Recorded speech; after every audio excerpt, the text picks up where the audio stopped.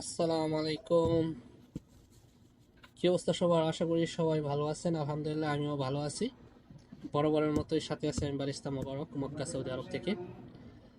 তো আজকে আমার ভিডিও বিগিনারদের জন্য, আর আমার প্রতিটা ভিডিও কিন্তু বিগিনারদের জন্যই থাকবে, স্পেশালি যারা আসলে নতুন কফির কাজ শিখতে আগ্রহী আর কি, তাদের জন্য স্টেপ বাই স্টেপ আমি ভিডিওগুলো করব তাদের জন্য শুধু। আশা করি সবাই দেখবেন, ভুল হলে ক্ষমার দৃষ্টিতে দেখবেন। তো যেহেতু বিগিনিং থেকে শুরু করব, সেহেতু আজকে প্রথমে আমরা স্প্রেসো নিয়ে আলোচনা করব। আসলে স্প্রেসোটা কি, কিভাবে আমরা বানিয়ে থাকি। আসলে স্প্রেসো হলো খুবই ঘন, গাঢ় এবং একটি শক্তিশালী লিকুইড, যা আসলে উচ্চ চাপে সূক্ষ্মভাবে কফির গুঁড়ো থেকে চাপিয়ে তৈরি করা হয়।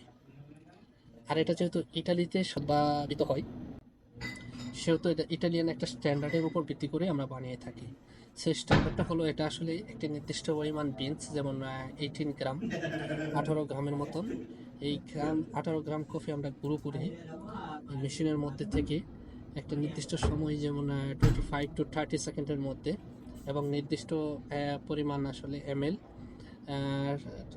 30 থেকে 33 34 এর মতো আমরা লিকুইড পেয়ে থাকি। আরেকটা কথা হলো, স্প্রেসো থেকে আমরা কিন্তু বিভিন্ন ধরনের কফি, যেমন কোল্ড কফিগুলা আমরা স্প্রেসো ইউজ করি।